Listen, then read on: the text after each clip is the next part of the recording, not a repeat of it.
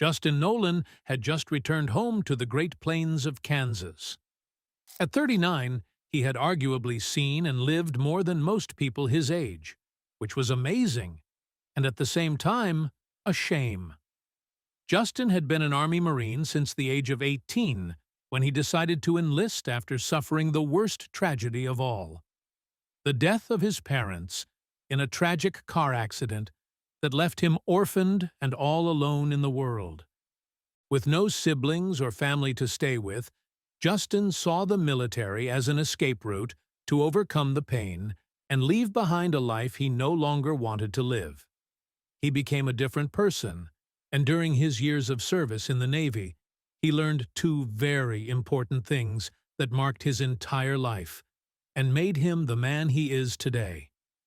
A soldier never stops serving his country, and the love of family is the most powerful force that holds the world together. With those thoughts and the strange feeling of having returned to a totally different place than the one he knew, Justin was about to arrive in his hometown of Wichita to get his affairs in order. He had decided to drive and tour several states before he got there. He felt like seeing other places before heading home and doing some sightseeing. However, when he stopped for a bite to eat at a service area on the old country road that would take him into town, he discovered something that would leave his blood running cold and prevent him from continuing on his way. Justin had just walked into a small coffee shop and was sitting at the counter waiting to be served a sandwich and coffee when he saw something that made him distracted and put all his Marine instincts on alert. At the other end of the room, next to the window overlooking the parking lot, there was a little girl sitting quietly and in front of her, a man reading a thick book he was holding in his hands. To everyone else, that pair of people would have passed completely unnoticed, and they would not have seen anything strange in their attitude. But for Justin, there was something that did not fit, and that prevented him from looking away from them. The girl was between 3 and 4 years old, and was wearing a striking light blue dress that contrasted with her dark skin and small black eyes. For his part, the man reading the book, who seemed to pay no attention to the girl, was white, tall, with an athletic build and a sharp chin. He had crystal blue eyes, curly blonde hair, and wore an elegant gray suit that made him look like a respectable businessman. But it wasn't his appearance that made Justin suspicious of this mysterious man. It was his attitude. His body language told him that something very serious was going on at that table, and that it deserved his full attention. Although at first glance it was impossible to tell. The rest of the people there did not seem to have noticed anything at all, and went on with their lives as normal, completely ignoring the presence of the girl and her supposed father. But Justin was not like the rest of the people, and his way of seeing the world was different from everyone else there. He read people like an X-ray machine, layer by layer. There was no detail that could be hidden from his scrutiny. In the Navy, that made him the best, a leader who could always be trusted, and who had earned the respect and admiration of all. Now, in his new life, far from the sea and the rules of the Army, his ability to detect danger was not always useful, and sometimes even made him feel that he was living in a kind of paranoia that prevented him from living in peace. However, there was something inside him that told him that what he was feeling about that strange couple in the bar was not his imagination, and that he should follow his instincts to the end. And thank goodness he did, for what this retired Marine would end up discovering at a rest area on a lonely road in western Kansas would forever change his life. The girl in the blue dress had her eyes fixed on the table and her hands folded in her lap. Seeing her, Justin did not feel that this was a normal posture for a girl her age, but rather that of a threatened person who is fighting against herself and obeying very strict orders. Moreover, the girl's face was serious, and her gaze was subtly wandering all over the bar, though not daring to make any sudden movements that would give her away and might draw the attention of the man in front of her. It looked like the girl was asking for help and trying to find direct eye contact with someone to get her message across. But no one seemed to notice anything, and the girl was still there, crestfallen and probably feeling very lonely and unprotected. What that 3-year-old girl didn't know was that the person who had just entered the bar and was sitting a few meters away was exactly who she needed, and the only one capable of solving the mystery that enveloped her. "Your order, sir." "Enjoy," said a woman, the owner of the bar, on the other side of the bar, interrupting his thoughts for a moment and bringing him back to reality. "Thank you, ma'am," Justin replied dryly. His voice sounded distant, and his hunger was gone. In his mind, there was only room for one thing: the girl and the adult at the table in front of the window. It was 4 o'clock in the afternoon, and the sun was slowly beginning to descend, tinting the room a pleasant amber color. Autumn was coming, and the darkness of night would come soon, so if he wanted to do something and find out whether his fears were justified or not, he didn't have much time left. "Don't be hasty.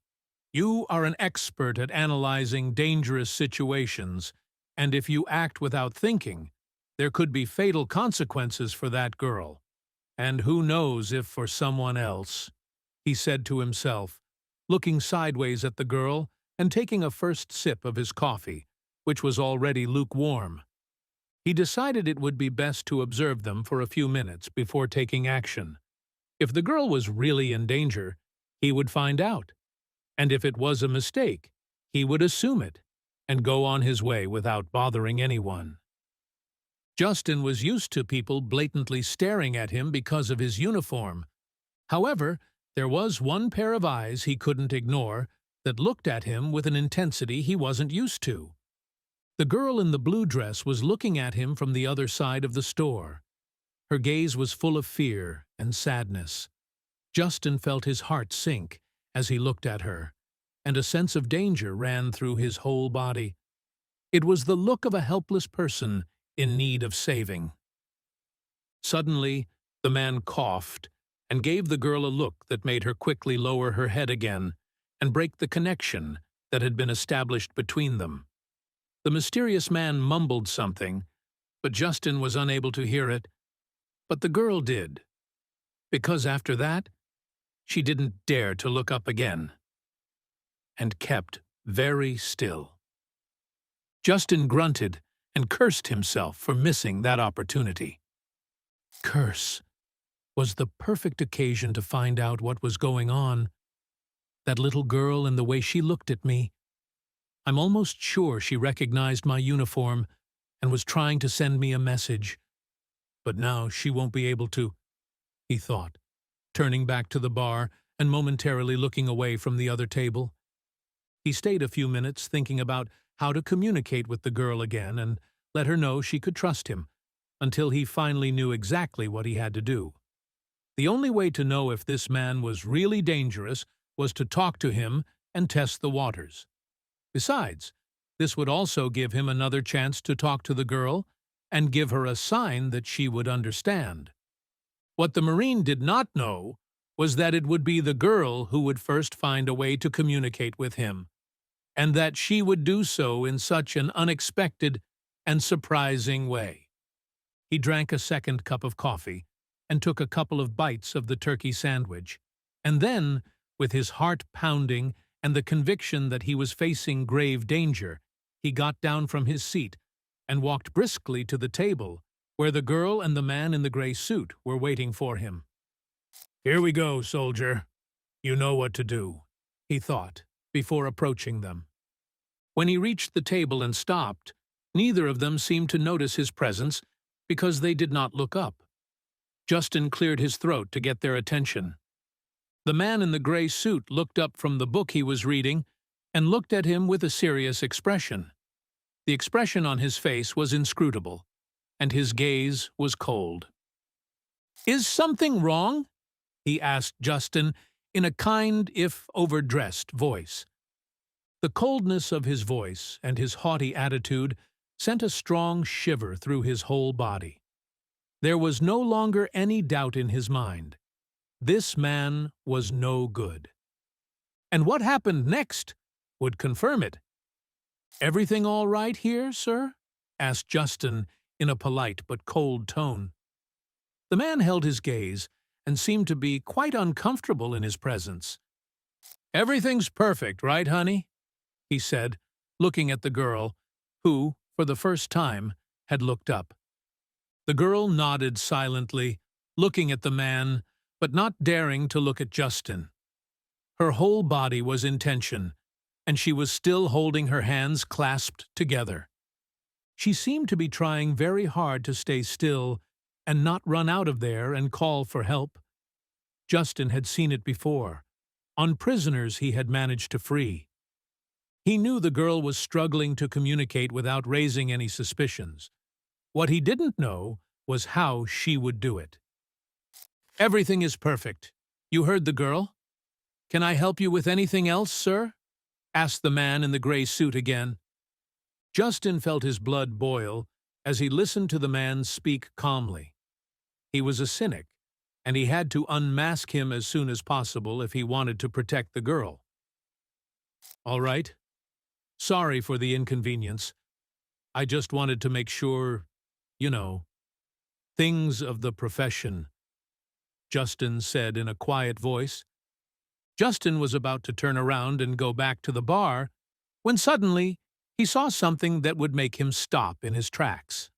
The girl, without looking up from the table, freed one of her hands and with a quick, almost imperceptible gesture, gave him a signal that only Justin could understand. It was an SOS signal. It took only a few seconds, but the girl's hand signal was clearly a distress signal. Justin had seen it many times before, but he had never seen such a little girl do it. Then, with an equally quick movement, the girl hid her hand again and froze. The man did not seem to notice anything of what had just happened because he turned his gaze back to the book. That sign was exactly what Justin had been waiting for from the first moment he had seen them sitting there. He knew that his instincts were not failing him, and that this girl was not there of her own free will. However, there were still many other questions that needed to be answered, and that continued to jeopardize the little girl's safety. Who really was the man in the gray suit accompanying her? What were his intentions? He did not look like her father, but perhaps he was someone close to her. Otherwise, he would not have been able to reach her so easily. The girl trusted that man, and he took advantage of it to take her against her will. But why?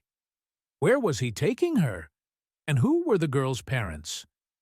Why had no one issued a search warrant or reported her missing? His head was racing, and as he walked back to the bar, Justin had already drawn all sorts of hypotheses about the man's true identity and his evil plans for the girl. The bar was crowded, and that worked against her. A chaotic and uncontrolled situation was not what the girl needed. He had to be very careful and act calmly if he wanted to free this girl and successfully catch her captor, and for that he would need help. The first thing he had to do was to act normally. The girl's kidnapper was not to suspect that he had realized what was going on, so he should continue to act as any other diner would. He sat back down at his seat by the bar and, pretending to take another sip of his coffee, signaled the owner of the store to come over. As he approached him, Justin put a finger to his lips to keep him silent and told him what he had discovered. "That man is not the girl's father, and I suspect he is not her friend either, nor is he anyone who has good intentions. The girl gave me an SOS hand signal a few minutes ago. I am a Marine, and I know how to identify those signals. That girl needs help. She is terrified, and if we don't do anything fast, that man will take her away from here, and we will lose track of her," Justin explained, speaking almost in whispers. You call the police, but do it in a place where no one can hear you, and I'll take care of the rest." The bar owner looked pale, but agreed with everything the Marine had told her. They would both play a crucial role in the rescue plan for that girl. While the woman retreated to her office to notify the police, Justin set the other part of the plan in motion. Justin knew he had to buy time until the authorities arrived. He couldn't let this man drive off with the girl and get in his car. He needed to distract them just long enough for the authorities to stop them and get the girl to safety. About 15 to 20 minutes, considering they were a bit of a drive from the nearest town. "I'm ready. That girl trusts me, and I won't let her down," he said to himself as he caught his breath and got back to his feet. He walked back over to the back table and again cleared his throat loudly. This time, they both looked up to see him. The man in the gray suit seemed genuinely annoyed to see him by their table again, while the girl looked at him with a mixture of fear and relief in her eyes. "Again? You? What's wrong with you?" asked the man with a scathing tone and getting up from the table abruptly.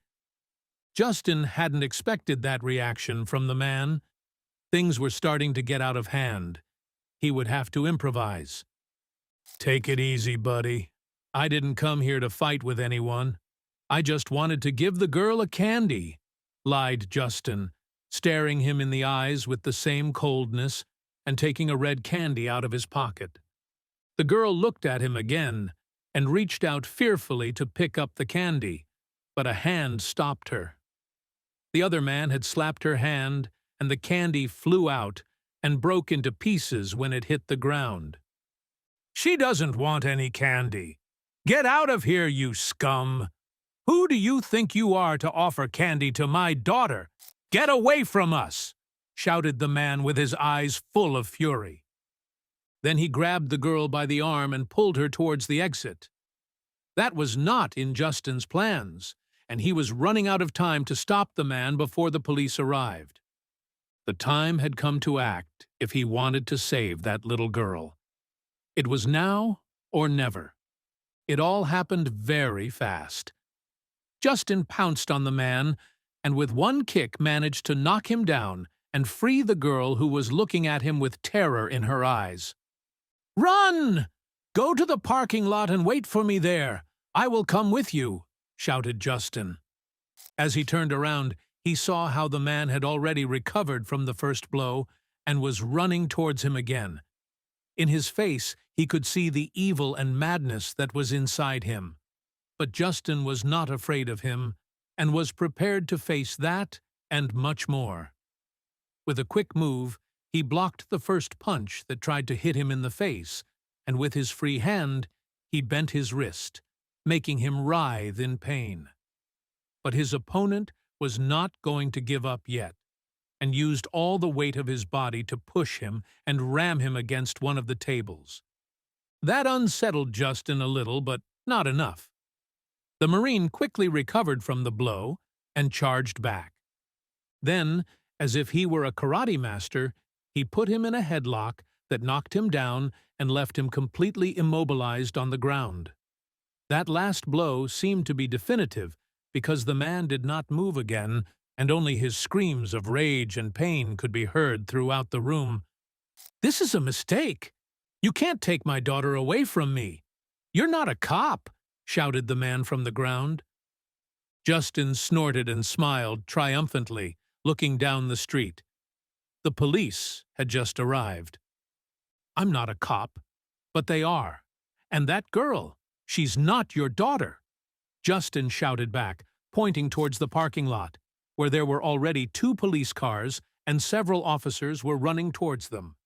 The police came in and arrested the man, while Justin went to find the little girl waiting for him outside with a couple of officers, who were already asking her all kinds of questions. The little girl smiled at the sight of him and ran over to give him a big hug. "You are my hero," said the little girl with tears in her eyes. "I have only done my duty, little girl. Are you all right?" The little girl nodded. "My name is Emily. And you? "Are you a superhero? Can you fly?" asked Emily, looking at him with wide eyes. Justin laughed and shook his head. "My name is Justin, and I am not a superhero, nor can I fly. But today, I was able to save you, and that's enough," he said. A few hours later, and after testifying at the police station, Justin learned that the girl had returned to her real parents, and that the man in the gray suit who kidnapped her was an ex-boyfriend of her mother.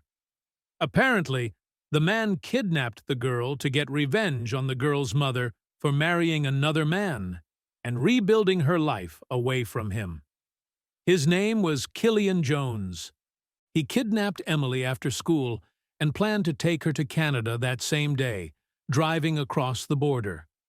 Luckily, Justin was there to stop him and ensure that an innocent soul did not suffer the consequences of a disturbed and unscrupulous person.